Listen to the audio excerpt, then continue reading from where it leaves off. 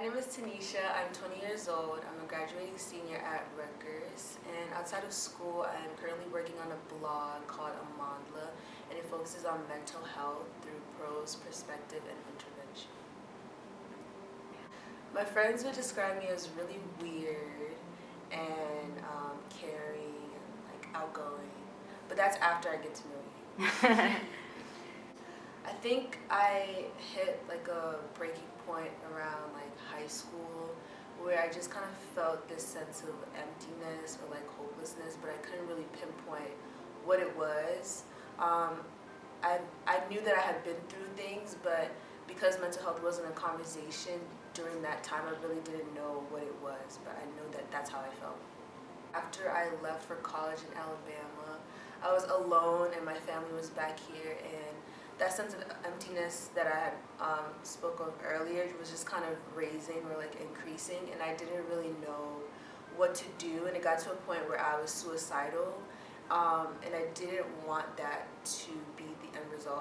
I still knew that I wanted to be here, and that's when I was like, okay, I need to get help.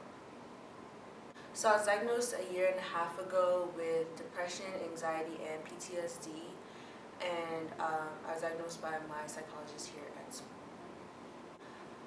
It brought a sense of awareness, but it also hit very hard to finally know what it was, and just the idea of knowing that I have to now like do the work to get to a better place now that I know what it is, and I also knew that it wasn't gonna be easy. So yeah, I grew up in a culture that was very religious, and there's a lot of stigma around mental health. So it's like if you're going through something, pray about it, or go to church, talk to your pastor.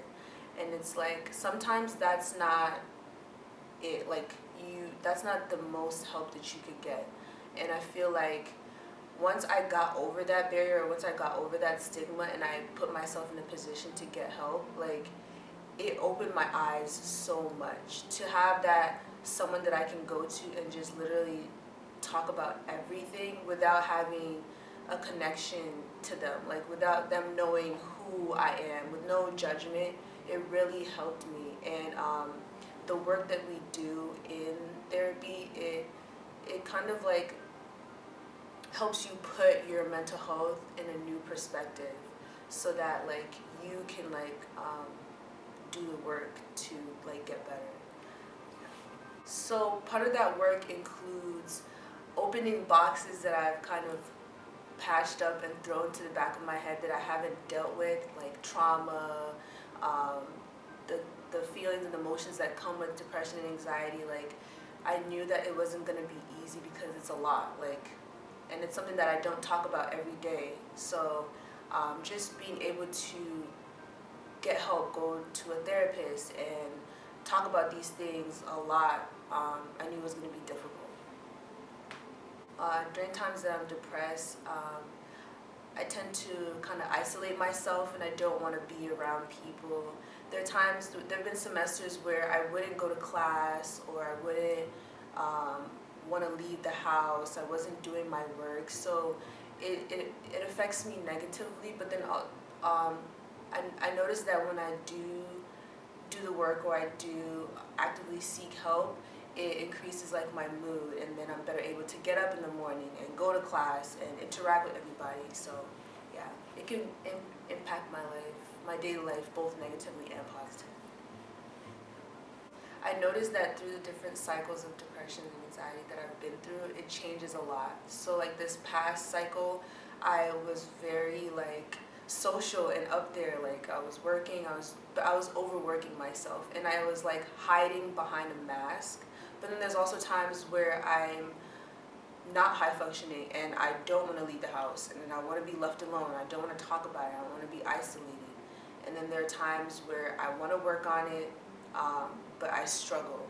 So my symptoms, I want to say vary, but just to give like a idea of some of the symptoms that I go through. So like isolation, feeling like hopeless or lonely, feeling worn out, tired, just a bunch of stuff. So in terms of anxiety, when I'm around people, I tend to be hyper aware of everything and what people are saying, especially in regards to me. And like I will ruminate, like my thoughts will ruminate a lot, and I'll always like be in my head. And that's the most common symptom, I would say.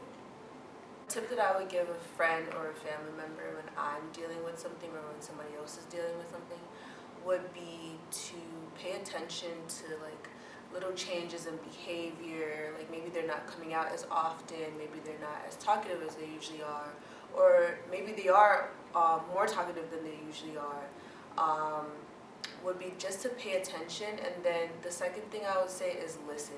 A lot of times people want to throw advice at you when you say that you're going through something, and sometimes the best thing that you need is somebody to just hear you out so that you can explain yourself without having to hear any outside like opinion or voice. And that brings a sense of like support and like reassurance that like when something is going on, I can come to you and I can talk about it in the future. And then I would say just give it time, because a lot of times when people are going through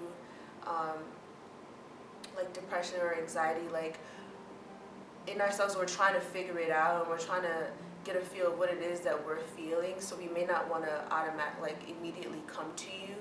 But if you put all three of those together, you give it time, you pay attention, and then you listen, I feel like you're opening the doors to offer ample support to that person, if that makes sense. I think like physical health still reigns like over mental health. It's still like, oh well, you can get over this, like you can like do this one thing and you'll be fine. Like people are still not seeing the severity of it until something really terrible happens, and it's like, oh shit, like I wish I had taken this more seriously, or I wish I could have done something. There's still a lot of, you can do this, you can get through it, but nobody's actually making an effort to be there for those individuals or offer them the support that they need. So there's still a lot of like resistance in those areas, but again, like I want to say, like I'm happy that it's still an ongoing conversation, and I hope that it continues that way. As cliche as it sounds, I want to say that you are not alone. There's so many people out there who are struggling with the same exact thing, if not the same exact thing, something similar, and that there are people who care, and there are people who are willing to do the work to get you the help that you need. And I definitely want to be one of those people for everybody in this world if I could.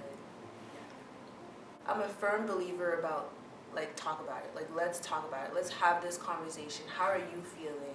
And me sharing how I'm feeling, and then maybe together we can like figure out what we can do next. So yeah. I am Tanisha, and I am not my depression, anxiety, and PTSD.